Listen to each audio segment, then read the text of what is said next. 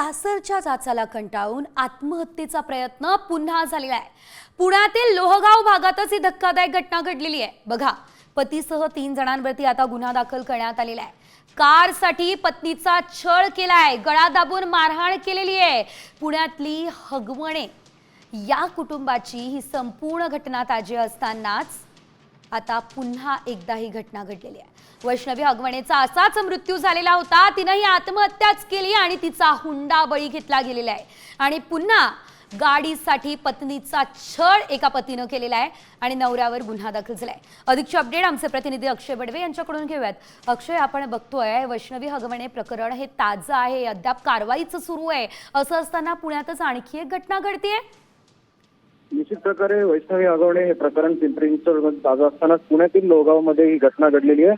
23 वर्षीय महिलेने संपूर्ण प्रकरणात फिर्याद दिलेली असून मे 2022 मध्ये फिर्यादी महिला आणि त्यांच्या पतीचा विवाह झाल्यानंतर पतीकडून सारखा या फिर्यादीचा छळ होत होता। त्याबरोबरच सासूकडून देखील अनेक धमक्या या फिर्यादींना मिळत होत्या आणि थेट नवऱ्याकडनं गाडीची मागणी तुझ्या बापाला सांगून एक गाडी दे, तसंच तू पांढऱ्या पायाची आहेस, अशा धमक्या ज्या आहेत त्या सासरकडच्या मिळत असताना या सगळ्या जाचाला कंटाळून फिर्यादी महिलेने अक्षरशः झुरळ मारण्याचं औषध जे आहे ते पिऊन आत्महत्येचा प्रयत्न केलाय।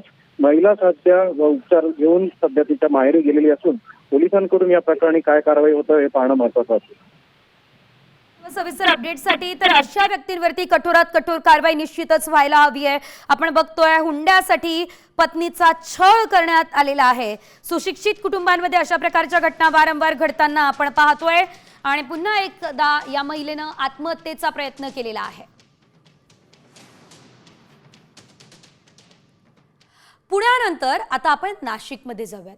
काही वेगळं नाहीये, इथे सुद्धा एका पत्नीला असाच तिचा छळ करण्यात आलेला आहे। हुंड्यासाठी अभियंता असलेल्या पतीने डॉक्टर पत्नीचा छळ केलेला आहे। अभियंता पतीने पत्नीच्या आई वडिलांकडे मर्सिडीज कार मागितली, 25 लाख रुपयेही मागितले। डॉक्टर पत्नीने हा आरोप केला असून या प्रकरणात पतीसह सासू, सासरे, दीर, नणंद यांच्यावर गुन्हा दाखल झालेला आहे। बघा, या आपण घटना ज्या आहेत त्या वारंवार समोर येताना पाहतोय। आता नाशिकमध्ये सुद्धा अशीच घटना घडली आहे। सरकारवाडा पोलीस ठाण्यामध्ये या संदर्भात गुन्हा दाखल करण्यात आलेला आहे। पुढे नेमकी काय कारवाई होते बघणं महत्त्वाचं। मात्र हुंड्यासाठी छळ करण्यात आलाय। आणखी एक हुंडा बळीचीच घटना आहे। होय, नाशिकच्या भक्ती गुजराती हिने आत्महत्या केली आणि ती देखील हुंडा बळी प्रकरणातच। मात्र या संपूर्ण प्रकरणात एक नवीन अपडेट समोर आली आहे। भक्तीचा पती अथर्व गुजराती आणि सासरा योगेश गुजरातीला अटक झाली आहे। गुजरातच्या नवसारीमधून दोघांना नाशिक पोलिसांनी बेड्या ठोकलेल्या आहेत। तर सासरच्या मंडळींच्या त्रासाला कंटाळून भक्तीनं आत्महत्या केलेली होती। हा आरोप तिच्या आईवडिलांचा आहे। या दरम्यान आपण जर बघितलं तर भक्ती गुजरातीनं सुद्धा सासरच्या जाचाला कंटाळून आत्महत्या केली असल्याचं समोर आलेलं होतं।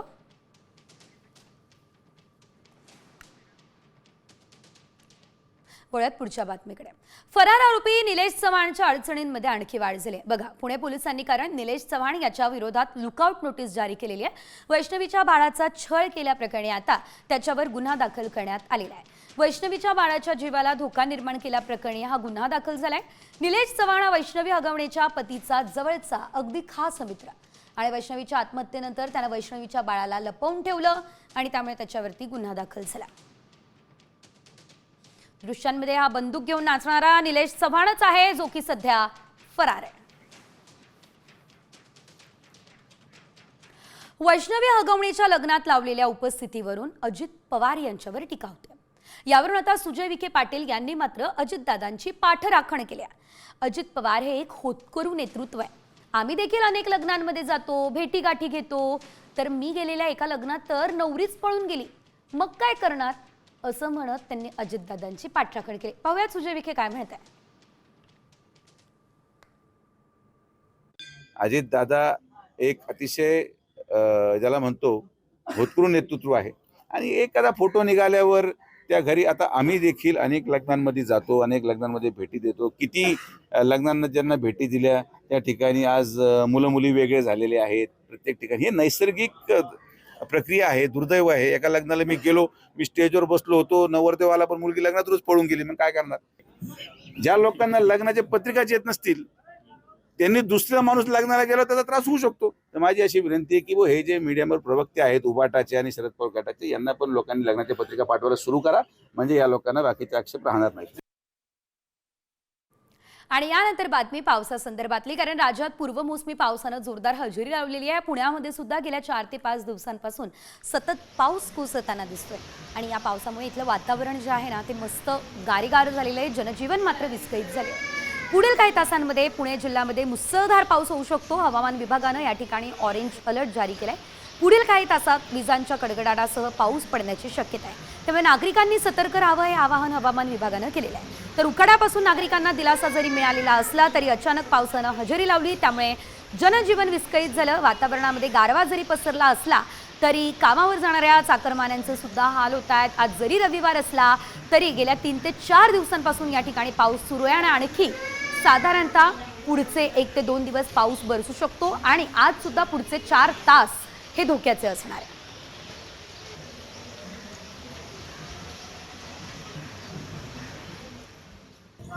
पुढे बातमी पुण्याच्या दौंडमधून आहे. बघा, दौंड शहरालगत असणाऱ्या पवार पॅलेस जवळच्या रेल्वेच्या पुलाखाली पाणी भरलंय. दौंडकडून अहिल्यानगरकडे जाणारी वाहतूक खोळंबली आहे. तर साचलेल्या पाण्यातून वाट काढताना वाहन चालकांना कसरत करावी लागते. दौंडच्या परिसरात मोठ्या प्रमाणात अवकाळी पाऊस कोसळलाय.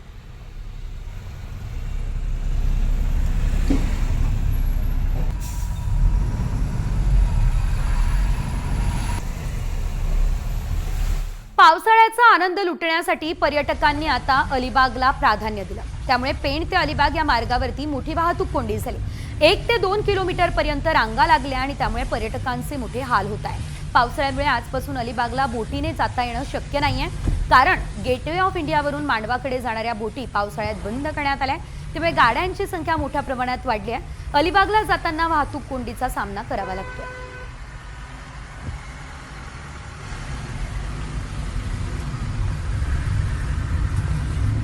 मराठवाड्यामध्ये गेल्या 10 दिवसांपासून सुरू असलेल्या पावसानं बळीराजाला चांगलंच रडवलं.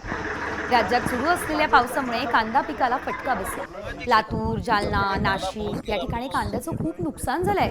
लातूरमध्ये 3 एकर क्षेत्रावरील कांद्याचं नुकसान झालं असून मुसळधार पावसामुळे कांदा वाहून गेलाय. नाशिकमध्ये कांदा चाळीत सडताना दिसतोय.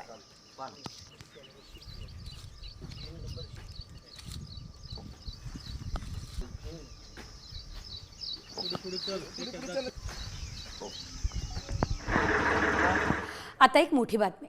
गावातील श्रमदानात भाग न घेतल्यानं एका कुटुंबाला बेदम मारहाण झाली आहे.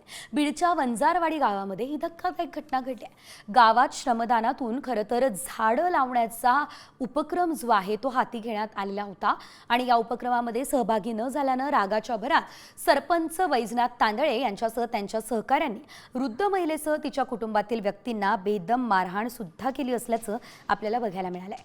सध्या जखमींवर रुग्णालयात उपचार होत आहे. पीडित कुटुंबाच्या घराच्या काचा फोडत त्यांचं वाहन देखील फोडल्याचा आरोप सध्या केला जातो. या प्रकरणी आरोपींवर गुन्हा दाखल झालाय.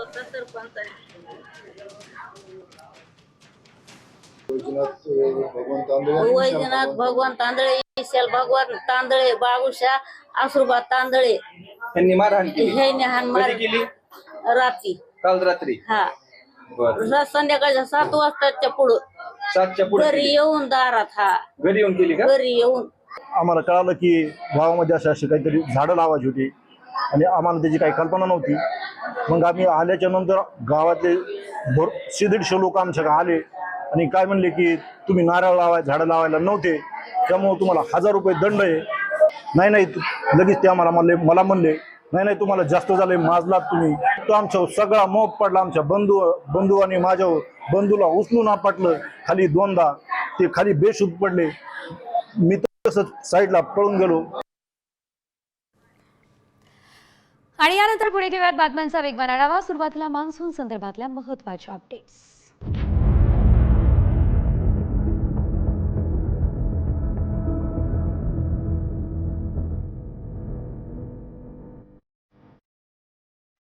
मान्सून सध्या गोव्याच्या वेशीवरती दाखल झालेला आहे आणि उद्यापर्यंत मान्सून महाराष्ट्रामध्ये धडकणार आहे. तर भारतीय हवामान विभागानं ही माहिती दिली. केरळमध्ये 8 दिवस आधीच मान्सून दाखल झालाय. त्यानंतर अतिवेगानं वाटचाल करत गोव्याच्या वेशीवरही धडकला. आता उद्यापर्यंत दिवसात कोकणात येण्याची देखील शक्यता हवामान विभागानं वर्तवली. अरबी समुद्रातील कमी दाब क्षेत्राच्या प्रभावामुळे कोकण घाटमाथ्यावर जोरदार पाऊस सुरू आहे. आजही रत्नागिरी, सिंधुदुर्ग, सातारा, कोल्हापूर या जिल्ह्यांना पावसाचा ऑरेंज अलर्ट आहे. मुंबई, ठाणे, पालघर, जळगाव, नाशिक, रायगड या जिल्ह्याला येलो अलर्ट हवामान विभागानं दिला. नवी मुंबईमध्ये सकाळपासून पावसाची रिपरिप सुरू झालेली आहे. वाशी, सानपाडा, बेलापूर, खारघर या भागामध्ये काल रात्रभर रिमझिम पाऊस होता. आज सकाळपासून रिमझिम पावसाला सुरुवात झाली आहे. सकाळपासून ढगाळ वातावरण आहे. नवी मुंबई महानगरपालिका आपत्ती व्यवस्थापन सज्ज झाले. तिकडे दिल्ली एनसीआर मध्ये काल रात्री जोरदार पाऊस झाला. अनेक भागात पाणी साचलं. वाहतूक, विमानसेवा देखील यामुळे प्रभावित झाले. दिल्ली एनसीआर साठी रेड अलर्ट जारी झालाय आणि यानंतर काही तासांमध्ये दिल्ली एनसीआर मध्ये मुसळधार पाऊस झालाय. उष्णतेनं त्रस्त झालेल्या नागरिकांना मात्र दिलासा मिळाला.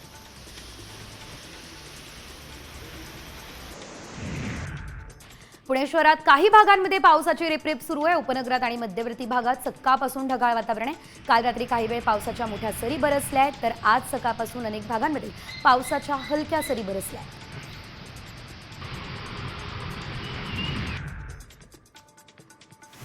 पालघरमध्ये आता पावसानं दमदार हजेरी लावली आहे. पालघरच्या पूर्व आणि पश्चिम किनारपट्टी भागात मुसळधार पाऊस झाला. आज पालघरला येलो अलर्ट पावसाचा आहे, त्यामुळे दिवसभर पावसाचा जोर आणखी वाढण्याची शक्यता आहे.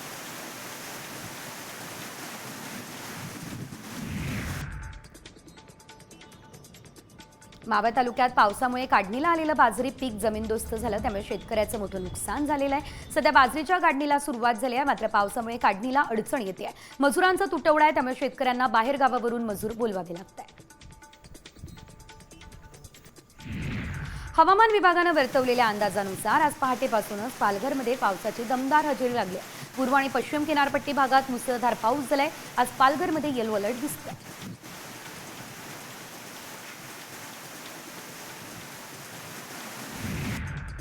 हवामान विभागाकडून अकोला जिल्ह्याला येलो अलर्ट जारी करण्यात आलाय. जिल्ह्यात पावसानं ऐतिहासिक विक्रम मोडीत काढलाय. मे महिन्यातील उकाड्यानं हैराण झालेल्या नागरिकांना रात्री पडलेल्या मुसळधार पावसानं काहीसा दिलासा मिळाला.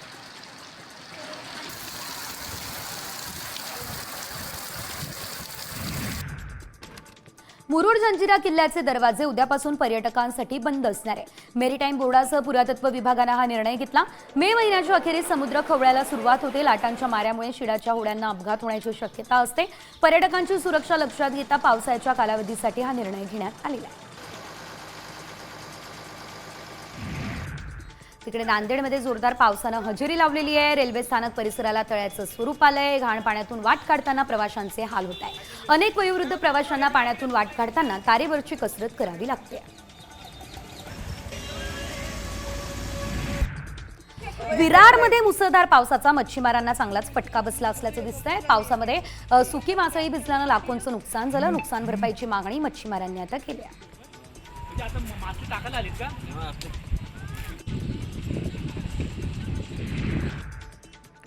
यवतमाळ जिल्ह्यातील मागील 3 दिवसांपासून मान्सूनपूर्व पावसामुळे उन्हाळी भुईमुग पिकांचं नुकसान झालं. भुईमुगाला पावसामुळे बुरशी लागली आहे. शेतकरी संकटात आहे. नुकसानीचे पंचनामे करून मदत करावी ही मागणी शेतकऱ्यांकडून केली जाते.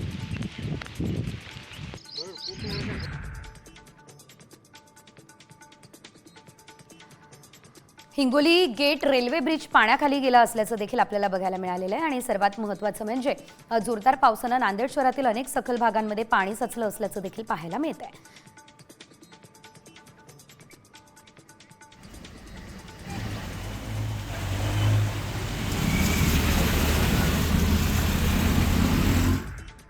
पावसानंतर पाहूयात इतर काही महत्त्वाच्या बातम्या. उद्यापासून 11वी प्रवेशाची प्रक्रिया सुरू होणार आहे. 11वी ऑनलाईन प्रवेश प्रक्रियेसाठी नवीन वेळापत्रक सुद्धा आता जाहीर करण्यात आलं असल्याचं आपल्याला बघायला मिळतंय. शिवाय महत्त्वाचं म्हणजे आता राज्यातील 9,373 कनिष्ठ महाविद्यालयांमधील 11वीच्या तब्बल 20,92,350 जागांसाठी विद्यार्थ्यांना उद्यापासून ऑनलाईन नोंदणी करता येणार आहे.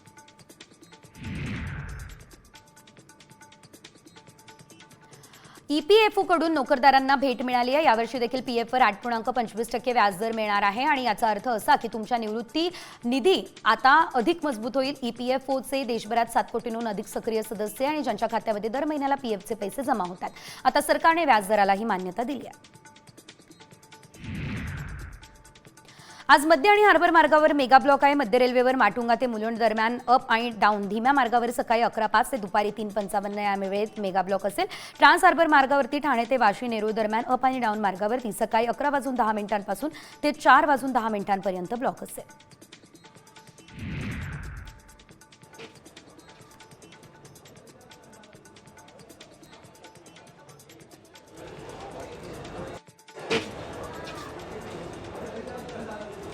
पाच 70% काम झालंय आणि आता 1.5 वर्षात 30% राहिलेलं काम सुद्धा पूर्ण होईल. सिडकोच्या हद्दीतील 27 रेल्वे स्टेशन आहेत. मात्र अनेक अडचणींमुळे ही सर्व रेल्वे स्टेशनची देखभाल रेल्वे प्रशासनाकडे हस्तांतरित केली जाणार आहे.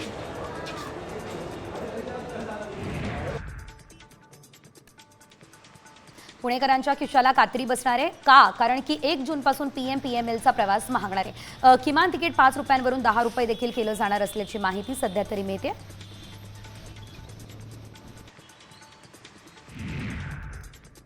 कोविड-19चे 2 नवीन प्रकार आता उदयास आलेले आहेत. NB181 आणि LF7 असे 2 प्रकार आहेत आणि पहिल्या प्रकाराचा 1 रुग्ण आणि LF7चे 4 रुग्ण आढळल्याची माहिती आहे.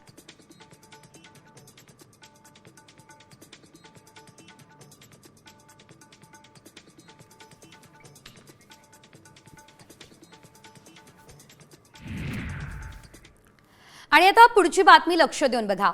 तुम्ही शिळं अन्न खात असाल तर सावध व्हा, कारण तुम्ही खात असलेल्या शिळ्या भातात जंतू असतात. असं आम्ही म्हणत नाहीये, तर असा दावा करणारा एक व्हिडिओ व्हायरल झालाय.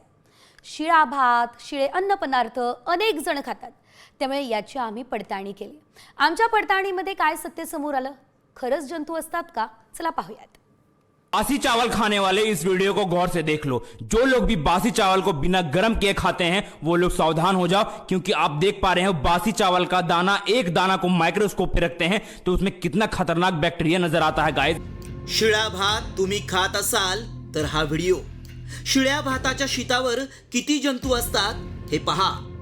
फ्रीज मध्ये ठेवलेल्या शिळ्या भाताचं एक शीत चिमट्यानं उचललं. नंतर ते शीत काच पट्टीवर घेऊन त्यावर पाण्याचा एक थेंब टाकतो. नंतर हा पाण्याचा थेंब तो मायक्रोस्कोप खाली पाहतो. त्यावेळी यामध्ये अनेक जंतू वळवळ करताना दिसतायत.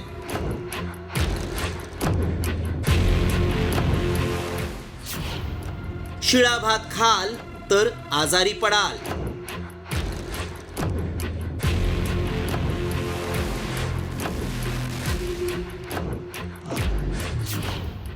शिळ्या भातावर जंतूंचा जथ्था.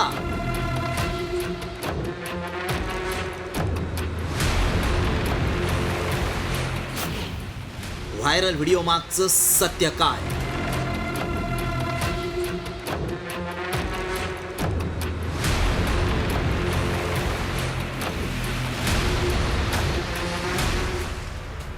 एका शीतावर एवढे जंतू असतील तर तुम्ही खात असलेल्या शिळ्या भातात किती जंतू असतात याचा विचार न केलेलाच बरा. कारण बरेच जण रात्री राहिलेला भात सकाळी खातात आणि हे जर खरं असेल तर अनेकांना आरोग्याचा त्रास होऊ शकतो. त्यामुळे याची सत्यता जाणून घेणं गरजेचं आहे. व्हायरल व्हिडिओत शिळ्या भातावर प्रचंड जंतू दिसतायत. त्यामुळे खरंच असं होतं का याची आम्ही पडताळणी सुरू केली. याबाबत एक्सपर्ट उत्तर देऊ शकतात. आमचे प्रतिनिधी तज्ज्ञांना भेटले आणि हा व्हिडिओ दाखवून यामागचं सत्य जाणून घेतलं. शिळ्या अन्नामध्ये बॅक्टेरिया, व्हायरसेस, फंगस ग्रो होतो आणि त्याच्यामुळे पेशंटला फूड पॉयझनिंगची समस्या उद्भवते. OPDमध्ये आम्ही खूप सारे पेशंट्स बघतो जे आमच्याकडे उलटी, पातळ संडास आणि पोटात दुखणे ह्या समस्या घेऊन येतात. तर आम्ही बऱ्याच वेळेस शिळं अन्न हा खूप पेशंट्समध्ये कारणीभूत असतो. त्यामुळं आमच्या पडताळणीत काय सत्य समोर आलं पाहूया. शिळा भात किंवा अन्न खाल्लं तर पोटाचे आजार होतात. शिळ्या अन्नामधील बॅक्टेरिया त्रासदायक ठरतो. शिळा भातच नव्हे तर शिळं अन्नही खाऊ नये. शिळं अन्न खाल्ल्यानं विषबाधा होऊ शकते. शिळं अन्न खाण्यापेक्षा ताजं अन्न खावं. शक्यतो लागेल तेवढंच अन्न बनवायला हवं. फ्रीजमध्ये शिळं अन्न ठेवून दुसऱ्या दिवशी खाल्ल्यामुळं आपल्या आरोग्यावर परिणाम होऊ शकतो. त्यामुळे तुम्ही शिळं अन्न खाणं टाळा.